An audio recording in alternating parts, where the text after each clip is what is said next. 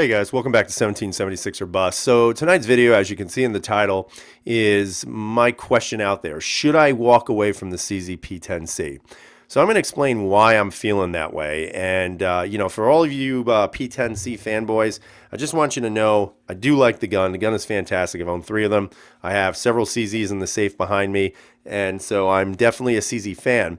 The problem is that with this handgun right here, I've been having some consistent failures every single time I've taken it to the range.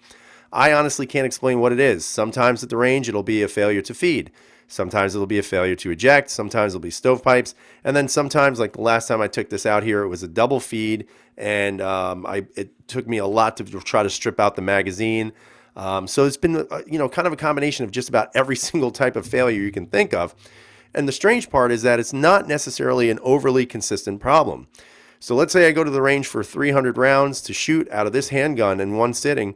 What I'm going to find is that there's about a 1% ratio on the amount of rounds that go through this that actually fail. So some people may say, dude, that's 1%, and that's not that big of a deal. And you're right, 99% of the time the gun runs flawlessly. And I'll be honest with you, the gun is excellent. I mean, the finish is great.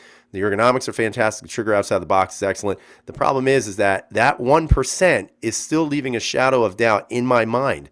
And so I'm doing this video to see what a lot of you guys have experience with if you own a P10. Have you had failures with it? If so, what are those failures? And of course, if you've had success with it, which I know many people have, including some of my friends on YouTube, I know they've had this gun and I know they shoot it and I know they have no problems with it.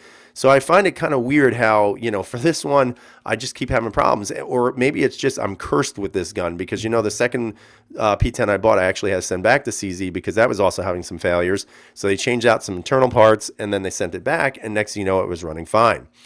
But it always leaves that doubt in your mind, obviously, when a gun fails, is it going to be safe enough to carry and usable when you actually need it? So I'm going to actually show you some video of the last time I went to the shooting range so that you guys can see the failure, and you'll probably hear me say some not such nice things. I can't remember if I actually cursed in the video, but if I did, I apologize ahead of time. But it's just going to give you an idea of what happened, and then I'll come back to here and kind of go over what I saw and what you saw, and we'll go from there. So stay tuned.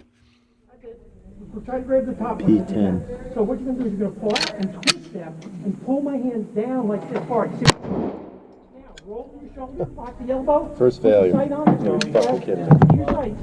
Pop that and smooth. That's it. See what you just did?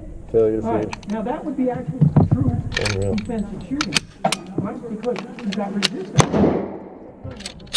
Watch this. Grab hold of my hand again. Just like you had it. Failure on a battery. Like this, right? Over the top of these and pull these fingers out. Did that, okay? What I want you to do now is step forward more.